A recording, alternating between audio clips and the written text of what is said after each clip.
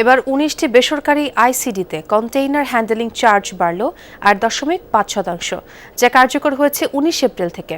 কারণ দেখানো হয়েছে জ্বালানির মূল্যবৃদ্ধিকে। কোনো আলোচনা ছাড়া হঠাৎ মাশুল বাড়ানোয় ক্ষুব্ধ স্টেক হোল্ডাররা বলছেন, এতে আমদানি রফতানি খাতে নেতিবাচক প্রভাব পড়বে। লেস অয়েল অ্যাবজর্ব করে আপনার পরিবারকে রাখে হেলদি। ফুড গ্রেড ম্যাটেরিয়ালে তৈরি যমুনা কুকওয়্যার।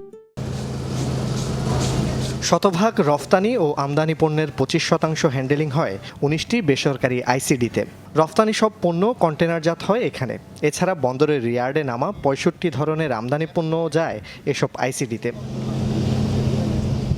হ্যান্ডেলিং চার্জ বা মাশুল গত সেপ্টেম্বরে এক দফা বাড়ানোর ৭ মাস না যেতেই আবারও ৮.৫% বাড়িয়েছে আইসিডি মালিকদের সংগঠন Bangladesh inland container depot association BICDA. অভ্যন্তরীণ যন্ত্রপাতি পরিচালনা ও পরিবহন ব্যবস্থাপনায় গড়ে প্রতিদিন প্রয়োজনীয় জ্বালানি মূল্যবৃদ্ধির কারণে এই সিদ্ধান্ত বলছে তারা। ১৯ এপ্রিল থেকে কার্যকর হয়েছে বর্ধিত মাশুল। ডিজেলের মূল্য বৃদ্ধিটা ডিরেক্টলি ইম্প্যাক্ট করে বেসরকারি অফডকগুলোর অপারেশনাল এক্সপেন্সকে।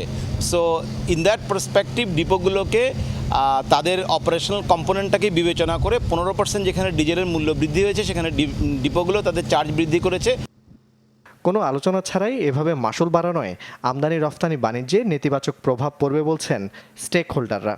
হঠাৎ করে এই যে মূল্য বৃদ্ধি, এইটা বড় একটা ইম্প্যাক্ট হবে ইম্পোর্ট এবং এক্সপোর্টে। বিশেষ করে এখন এক্সপোর্টাররা চাপের মধ্যে আছেন যে সঠিক সময়ে তাদের আসছে না পণ্য, আসলেও সেটা দিনে দিনে কস্ট অফ ম্যানুফ্যাকচার কমিয়ে দিচ্ছে যারা ইম্পোর্টার তারা। মাস কয়েক আগে চট্টগ্রাম বন্দরে মাশুল বৃদ্ধির প্রতিবাদে আন্দোলন সংগ্রাম হয়েছে অনেক। এবার প্রাইভেট আইসিডিতে আরেক দফা মাশুল বৃদ্ধি। তার উপর কদিন আগে যুক্তরাষ্ট্রের বাড়তি ট্যারিফ এবং জাহাজের ভাড়া বৃদ্ধিতে উদ্বিগ্ন আমদানিকারক ও রফতানিকারকরা। এমন না যে আমাদের সব কিছু 100% উৎপাদন এখান থেকে করছি বা আমাদের নিজেরাই ভোক্তা, এটা আমরা কিন্তু এক্সপোর্ট করছি আমাদের কম্পিটিটর অন্যান্য কান্ট্রি।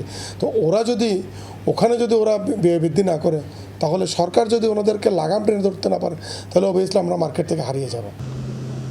জোবায়েদ ইবনে শাহাদাত, যমুনা নিউজ, চট্টগ্রাম।